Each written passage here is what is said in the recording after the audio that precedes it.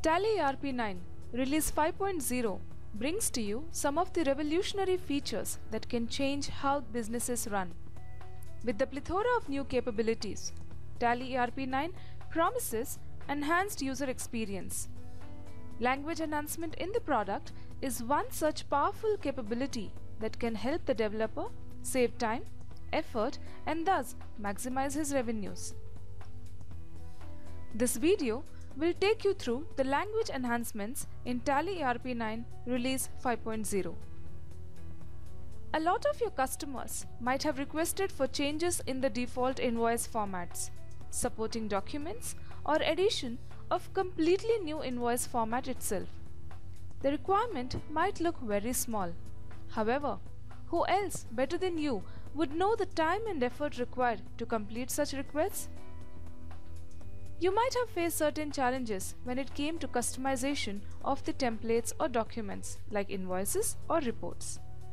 There are three possible requirements: designing a new format, changes in an already customized document or template, and changes in default format of a document or template. Let us take an example where a change request has come for a new invoice layout, and that would mean working from the scratch. Let's have a look at the invoice. This invoice looks a bit complex. This would require designing the entire layout of the invoice in TDL, ensuring the correct measurements, and then setting the required data in the fields of the invoice. Here is another example where a change request has come in the default template. On the left side of the screen is a default sales template from Tally ERP9. The customer wants a salesman column right after the description of goods column. Seems simple, isn't it? But the steps involved to do this minor change in the sales invoice are a bit time consuming. First, you will have to search for the report of the sales invoice. Next, you will have to search for the correct part in the report where the new column has to be added. And then find the line in the part and the field in the line where this new field has to be added. After completing this search, the next step is to add the fields which will display the data without disturbing the exact format or layout. The last step is to set the data to be displayed in the fields. So, to summarize, the major challenges here would be searching the right place in the report to add the details, and adding the details in the report such that the existing format stays intact. Considering the same example that we took earlier, after searching and adding the new field, here is the output. Oops! The column doesn't seem to be fitting. Let's try again. Not a good idea. Let's try again. Almost there.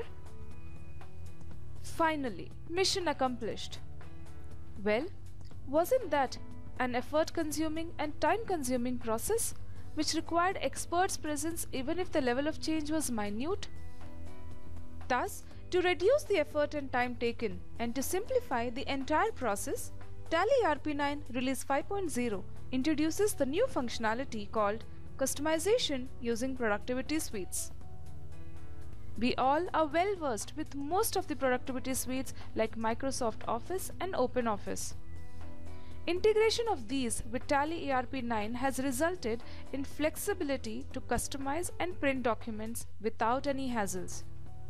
With this, one can build and modify the document layout in productivity suites as per the business requirements faster, requiring lesser expertise. Currently, Tally ERP9 Release 5.0 supports Microsoft Office 2003 and above, OpenOffice and XML. Let us now see this functionality in the product. Assume that the customer needs a completely new format of the sales invoice. We load the TDL and let's try to print a sales voucher.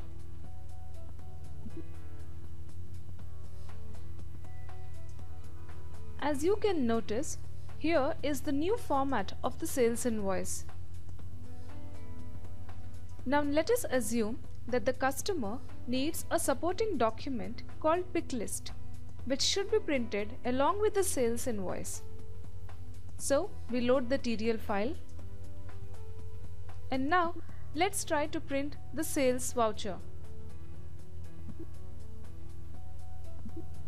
As you can notice, here is the new sales invoice format, and along with it the pick list too will be printed.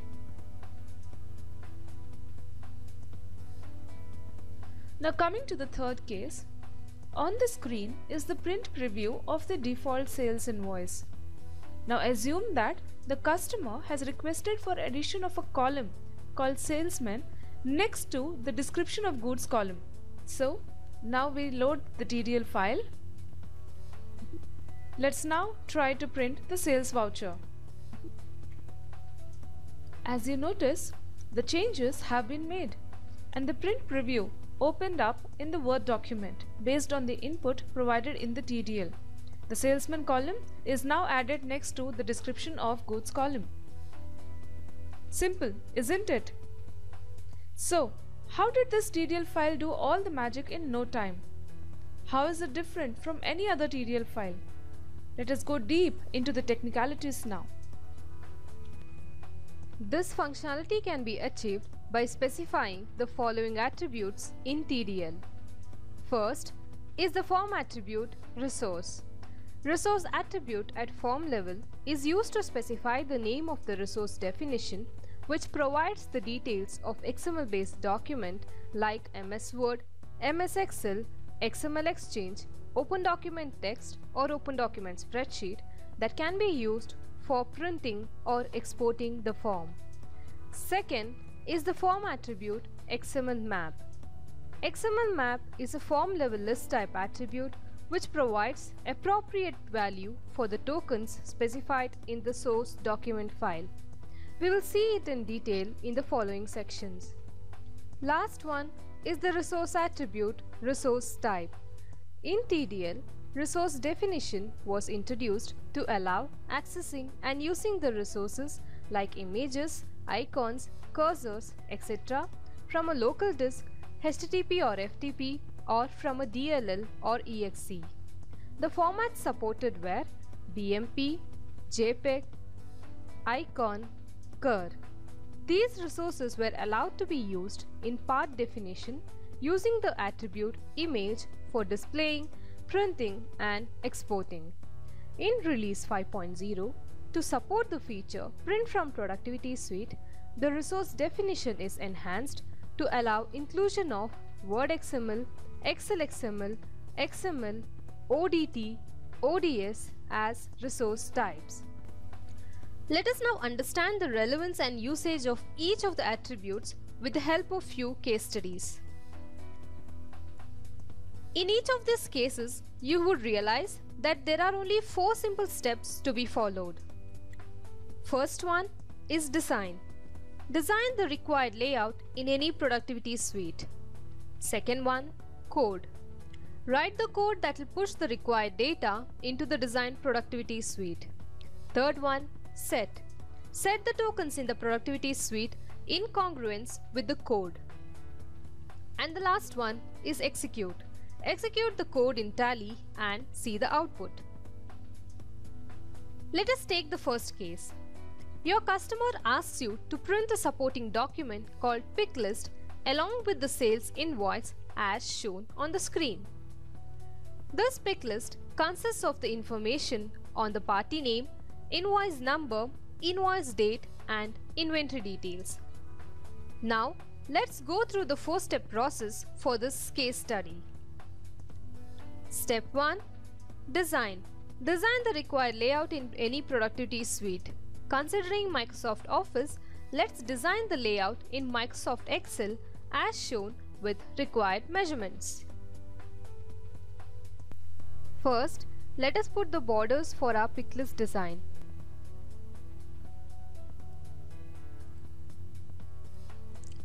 In the first line, the current company name will be captured, and here the title of the supporting document will be captured, which is nothing but pick list.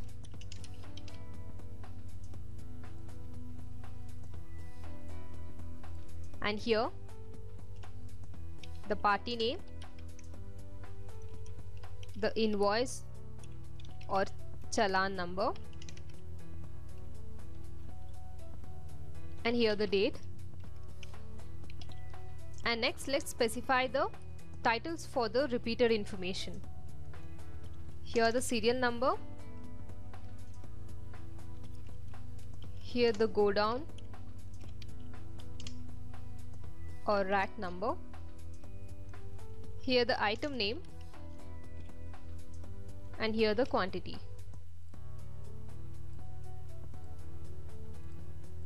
So now our design of the pick list supporting document is ready. Once the design is complete, if the document belongs to Microsoft Office, then this needs to be saved as XML spreadsheet 2003 and above.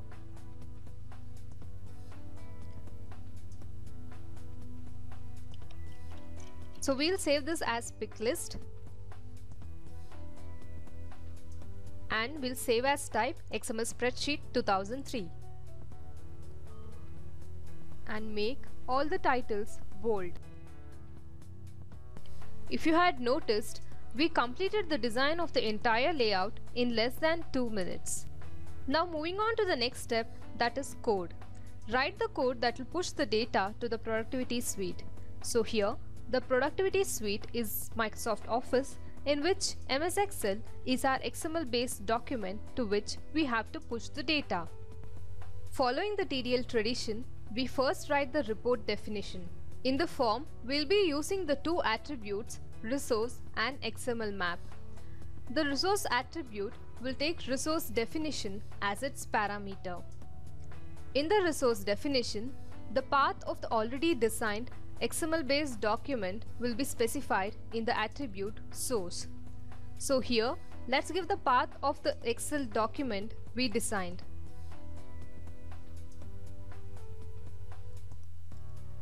The second form attribute, XML map, is the attribute where you specify the formula or method which carries the data to be written to the document by assigning to tokens specified in the source document file. Token is a $prefixed alphanumeric value without any spaces and special characters. Here the first parameter of the XML map, like line, company name, voucher number, and so on, are the ones that takes the shape of tokens in the XML document, like $line, $company name, $voucher number, and so on, which will be specified in appropriate places in the document. So, if the token $company name is mentioned in any field in the source document file, then the system checks if any of the XML map attribute has the first parameter company name. If there is, then the value assigned to the XML map company name will be evaluated and written to the source document in the field where $company name is assigned. In this case, the value assigned is the system formula CMP mailing name, which carries the mailing name of the current company. Thus, the mailing name of the current company will be written to the field in the source file wherever $company name is assigned. Likewise, all the tokens will be replaced with their respective values, and finally a document with filled in values is published with a random file name. So XML map, as the name suggests, maps the data to the XML based document via tokens. The third attribute, which is the resource attribute, resource type, which supports the feature of print from productivity suites, allowing the inclusion of Word XML, Excel XML, XML, ODT, ODS as resource types. These 5 are the parameters to this attribute, and in this case, it is Excel XML. Now, moving on to the next step, that is set. Set the tokens in the XML based document, which is our source file, in congruence to the code written. As you can see, the tokens are set in the appropriate fields of the Excel shown here.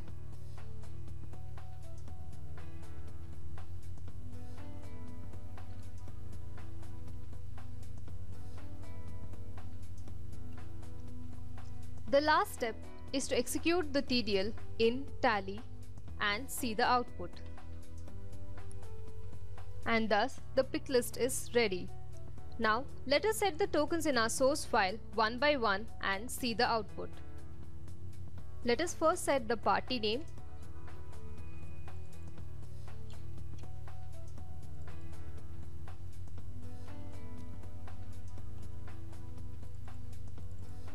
the company name,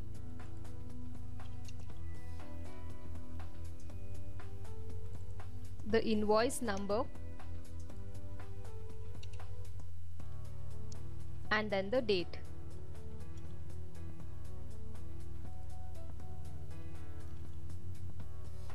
Now, in order to execute the code in Tally, we first add the report to be printed to the form sales color so that our supporting document gets printed with the default sales invoice.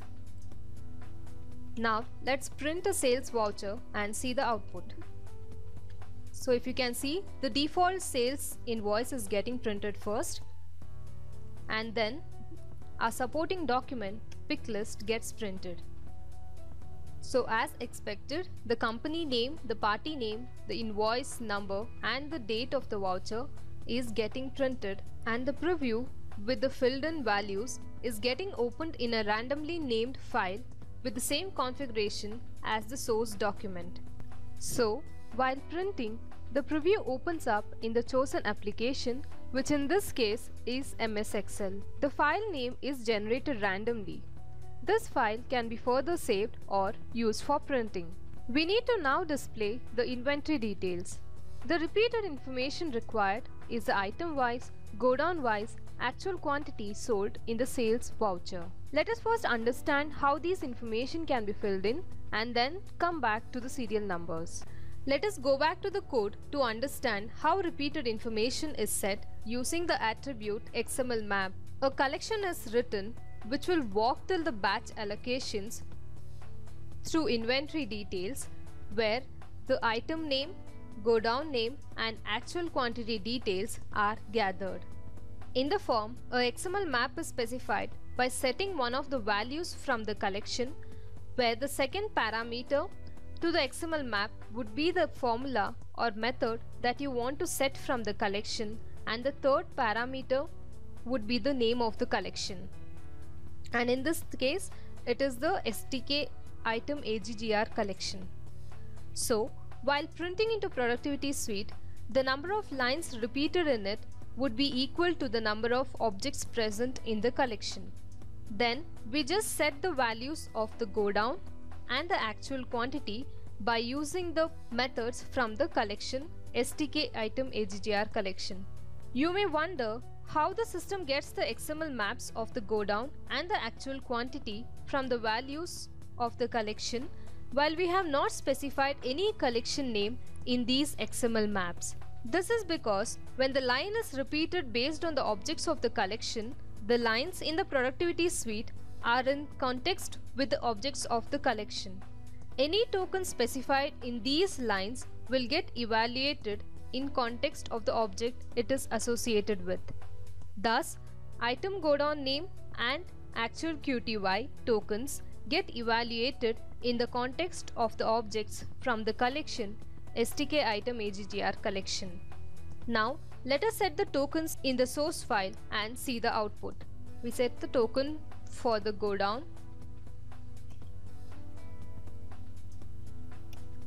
and then the stock item, and then the quantity in our source document.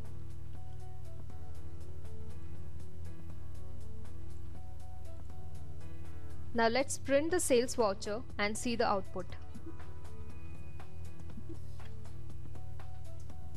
Thus, we are able to fetch the required information.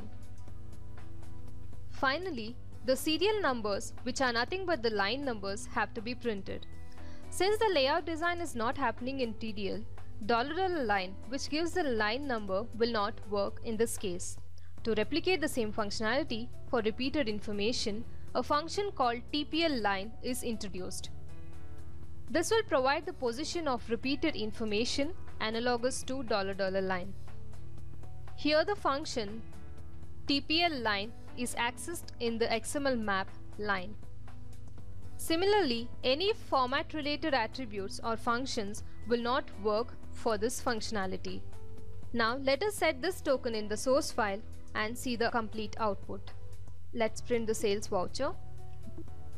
Here is your output as required by your customer. Like already said, the layout design took less than 2 minutes and now coding took less than 30 lines. Thus, the overall time taken to complete this customization taking less than 20 minutes. Doesn't this functionality sound amazingly simple and easy? Likewise, if your customer wants to explode batch allocation details for every item, the same can be done by adding a line for batch allocation in the source document and following the same 4-step process to fetch the batch allocation details.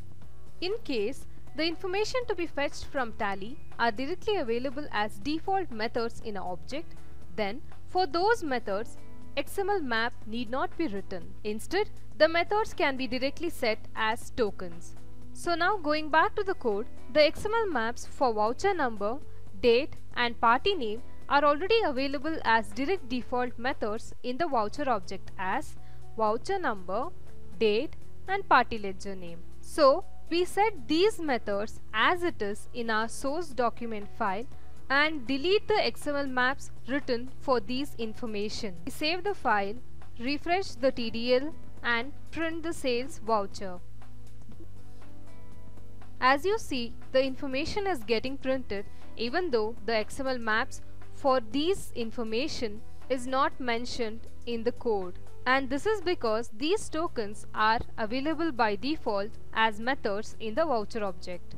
Let's take up the second case. After giving the above customization to your customer, he now asks for few other details to be printed in the supporting document. The details being dispatch document number and dispatched by information as shown. Now let's follow the 4-step process. First, let's alter our already existing picklist source document to accommodate the details dispatch document number and dispatched by.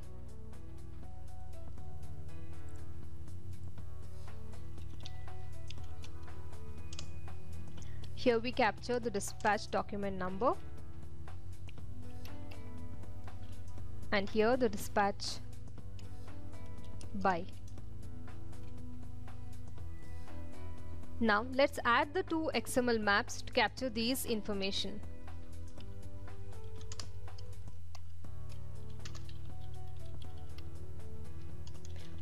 First XML map captures the dispatch document number and this is set with the method $basic ship document number, which is available at the voucher object which holds the dispatch document number detail. And the second XML map holds the dispatch by information which is available in the method basic ship by.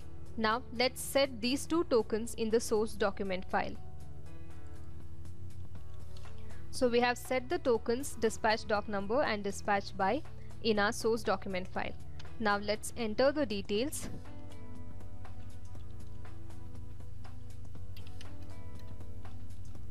and print the sales voucher. And here we witness the changes made. Can you guess the time taken to do this change? It took me almost 2 minutes to do it. I am sure you can do the same in lesser time. Taking case 3, where you visit your customer with the supporting document pick list as per his requirement and now he asks for a customization in default sales invoice. The customization being addition of salesman details right next to the description of goods column in the sales invoice. This particular customization can be done in 2 ways. Way 1 being the traditional way of changing the default code to add the column, which is effort consuming and time consuming process. Way 2 is the simpler way of designing the default invoice in the chosen productivity suite, which can be used for further customization using the functionality print from productivity suite. Now let's see how the functionality print from productivity suites is used to do this customization following the 4-step process. For a change, for this case, let's consider MS Word as our source file. Step 1 is to design the customized sales invoice as per requirements given by the customer in MS Word, and the design is right in front of you. If you see, a salesman column is added right next to the description of goods column. Step 2, code. Considering we enter the salesman details in the item description field of the voucher, we write the code that will push all the details to the source file. However, a simple UDF can also be used to capture the salesman details. So at the form level, we have the attribute resource, which takes the parameter resource definition, which is invoice word XML, where the path of the already designed Word file is given in the source attribute, and the resource type here is Word XML. And then we have the XML map details of the company name, of the company address and the party address, and then the order date and the shipping date, and we have the details of the inventory and the batch allocation details and the ledger entry details. Now, step 3. Step 3 is to set the tokens in the source file in congruence with the written code. And if you see, the tokens are already set in their appropriate places. And now the last step is to configure the TDL in Tally and see the output. Before configuring the TDL, we first delete this default sales invoice report and then add our report, which prints to the productivity suite. So here our report is PXML invoice. I configure the TDL. I enter the salesman details.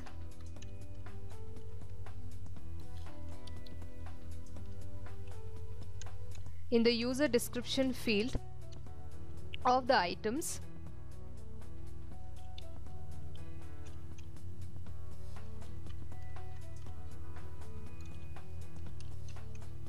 And print this voucher. So if you see, the customized sales invoice as per requirements by your customer is right in front of you with all the details filled in. And if you see, the salesman details is appearing right next to a description of goods column. So now, no need to worry about borders getting misplaced or layout getting disturbed. Customization using productivity suites is at your doorsteps to make customization more simpler and effortless. If you're wondering if only invoice and supporting documents can be printed or exported using this functionality, then the answer is a big no. Any template or document you want to print or export, be it invoice or supporting document or a normal report, can be catered using customization using productivity suites.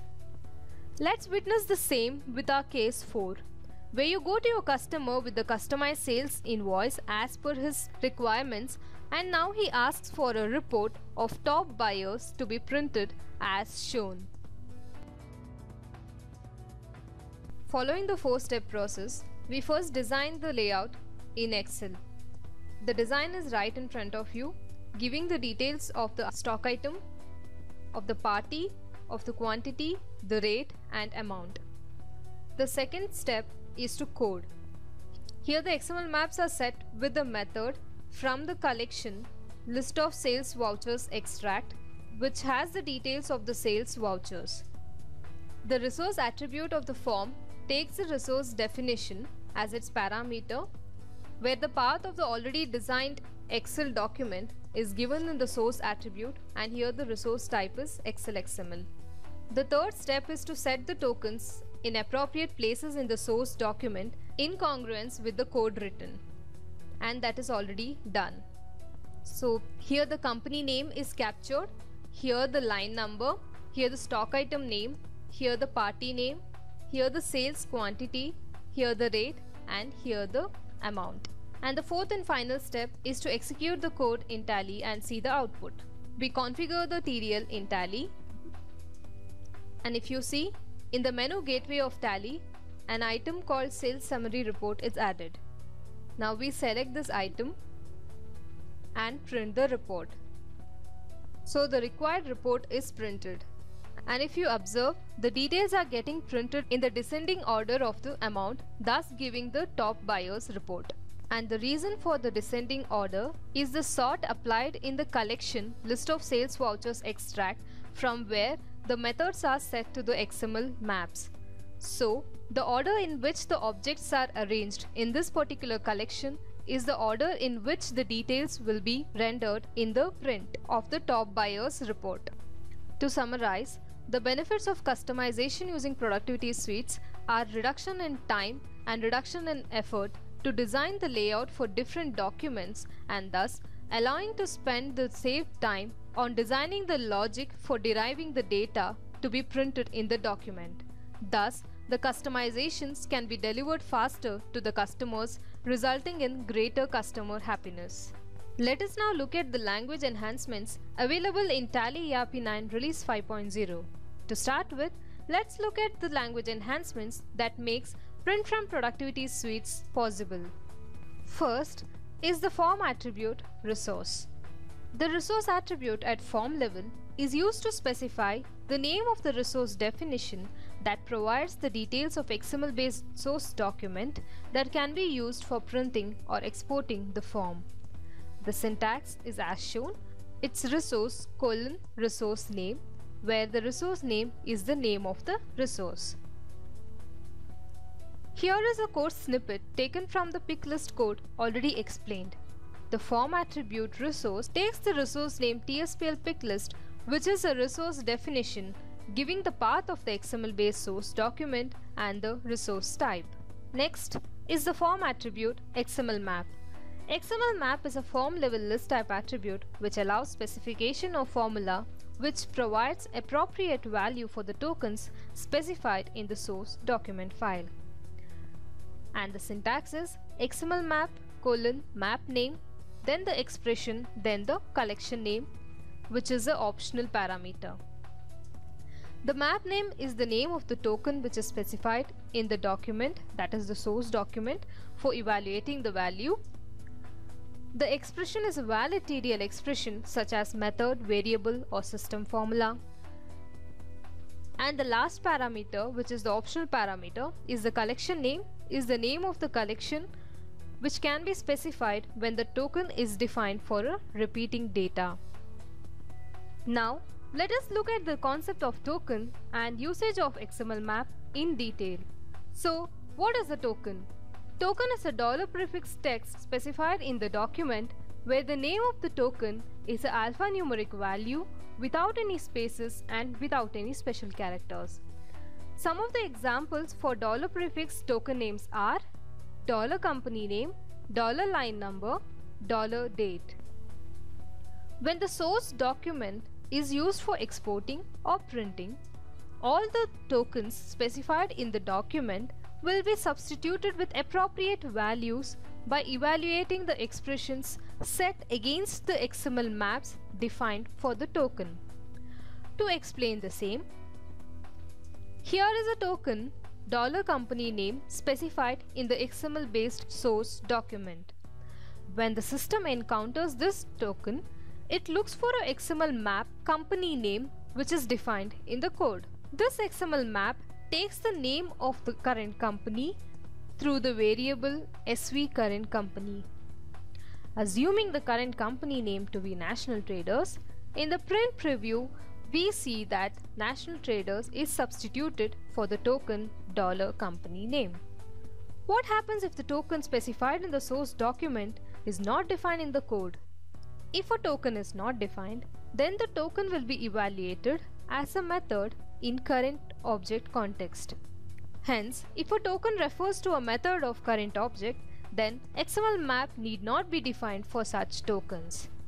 To explain the same, here in the source document, the tokens $voucher type and $date are specified.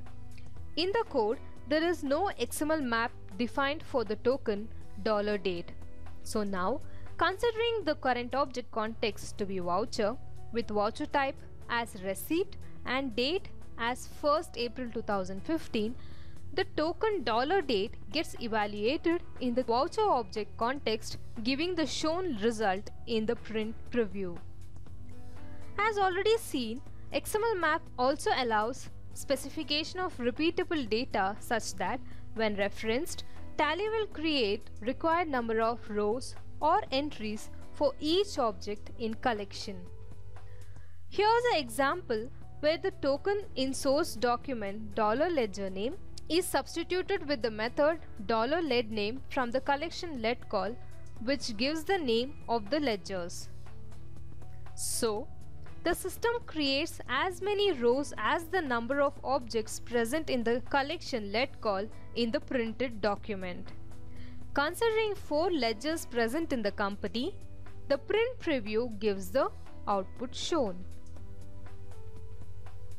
Now, if the ledger opening balances are also to be printed, the token is specified in the same line in the source document, and the XML map is specified in the code. Now, you may wonder how the system sets the XML maps of the OPBAL from the value from the collection while we have not specified any collection name in the XML map. This is because when the line is repeated based on the objects of the collection, the lines in the productivity suite are in context with the objects of the collection. Any token specified in these lines will get evaluated in the context of the object it is associated with. Thus, the OPBAL token gets evaluated in the context of the objects from the collection let call, giving the shown output. Here is a code snippet taken from the pick list example already shown, where TSPL pick list is the name of the resource, and the XML maps line, company name, voucher number, and so on are the ones which take the shape of tokens in the source document file. And the path of this source document file is given in the resource definition in the attribute source. Next one is the function TPL line. The function TPL line provides the line number or object index number in the current collection on which the paragraph or rows of the document are being repeated. And this function is analogous to the function $line. To illustrate the same, here is a source document having 2 tokens, $line and $ledgerName. And here is a code where there are 2 XML maps for these tokens, where line is set with the value retrieved from the function $TPL line, and the XML map ledgerName gets its value from the method ledName from the collection let call. That is, it gets the ledger name from this collection. Considering there are only 4 ledgers in the company, here is the output. So if you see, the serial numbers 1, 2, 3, 4 in the print preview are set in place of the token $line, which in turn gets its value from the function $TPL line, which is giving the object index number of the ledgers in the collection let call. And then we see the ledger names substituted for the token $ledgerName, which in turn gets its value from the method ledName from the collection let call. In the code snippet of the pick list example, the XML map line is set with the value retrieved from $TPL line. Resource attribute, resource type. In TDL, resource definition was introduced to allow accessing and using the resources like images, icons, cursors and so on from a local disk, HTTP or FTP, or from a DLL or EXE. The formats supported were JPEG, BMP, icon and cursor. These resources were allowed to be used in part definition using the attribute image for displaying, printing and exporting. To support the feature print from productivity suites, the resource definition is enhanced to allow the inclusion of Word XML, Excel XML, ODT, ODS and XML as resource types. Here's the syntax of the resource definition, which has 2 attributes, source and resource type. The parameter of the source attribute is the path of the document or the image, and the parameter to the resource type is the resource types which are supported like ODS, ODT, Word XML, Excel XML, and so on. In this example, the resource type is Excel XML, meaning the XML-based source document belongs to Microsoft Excel. In the path given to the source attribute of the resource definition, TSPL picklist, mypicklist.xml is a predefined Excel XML document which is to be printed in the designed format from Tally. Now that you have understood the technicalities, why don't you try your hands on designing and printing a new invoice format as shown on the screen. Now let us look at the other language enhancements available in Release 5.0, and they are Enhanced User-Defined Function with Procedural Action Delete Target to delete primary objects. Second one is the enhanced function MakeMailName with the addition of new parameter BCC address, making it possible to send the copy of email to BCC email ID. And the last one is the introduction of some new functions. Now let us look at the function action delete target in detail. You might have faced situations where you wanted the functionality of deleting the vouchers or ledgers or any primary object. Since the functionality was not available prior to the release, you would have spent time in looking for workarounds to achieve the same.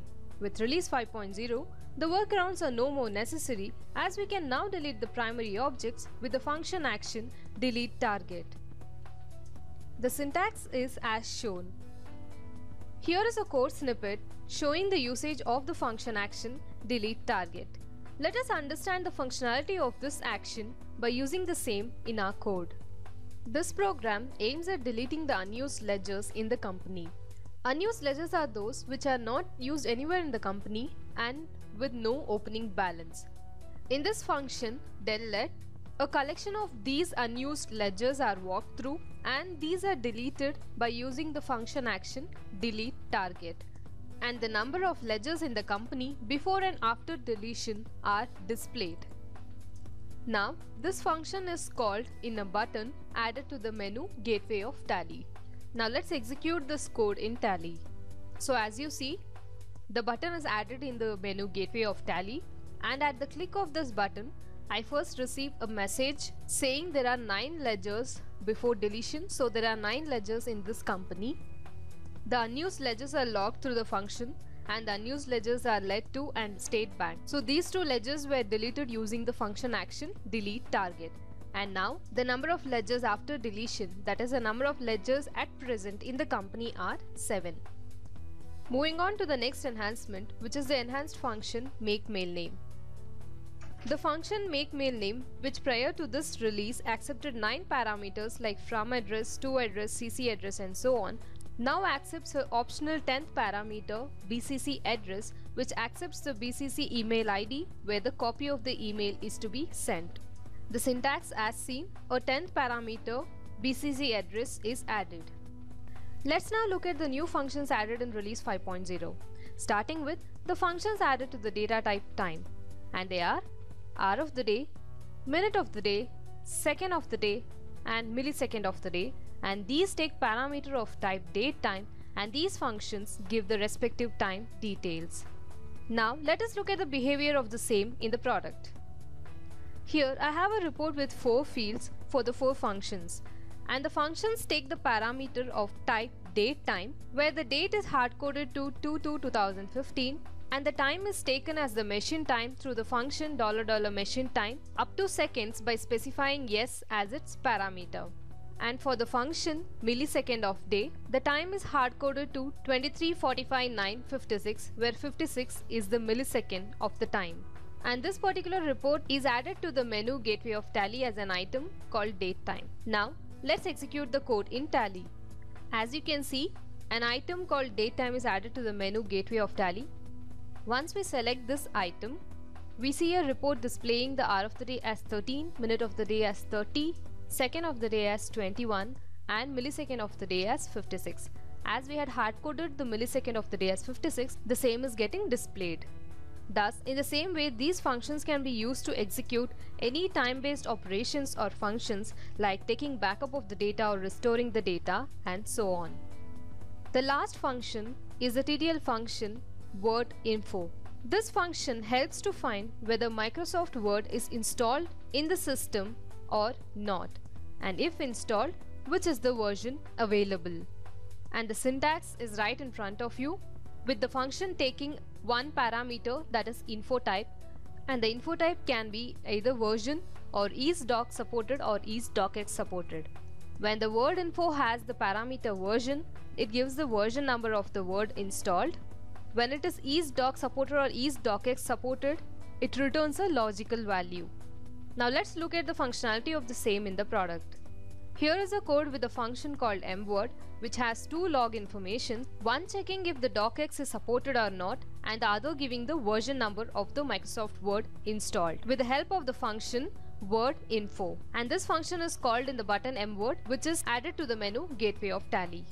As you can see, the button mword is added to the menu gateway of Tally, and when I click the button, it gives me two log information. One is yes and 14. Yes meaning the docx is supported in my system, and 14 is the version number of the Microsoft Word installed in my system. Likewise, this function can be used to check if Microsoft Word is installed in the system or not, and if it is installed, Microsoft Word application can be used in executing set of functions like writing to Word document or printing to Word document using productivity suites and so on, and if it is not installed, some other application can be used. Now that we have a fair knowledge of functional and technical aspects of the language enhancements in Release 5.0, let us now have a quick recap of the same. To make customization of templates like reports and invoices less effort and time consuming, the functionality of customization using productivity suites is introduced in Release 5.0, and the productivity suites supported are Microsoft Office 2003 and above, OpenOffice and XML Exchange. And this functionality can be achieved by specifying two form attributes and one resource attribute in TDL. And the first one, the form attribute resource, which is used to specify the name of the resource definition that provides the details of the XML-based source document that can be used for printing or exporting the form. The next one is the form attribute XML map. This is the attribute where you specify the formula or method which carries the data to be written to the document by assigning to tokens specified in the source document file. The last attribute is the resource attribute resource type.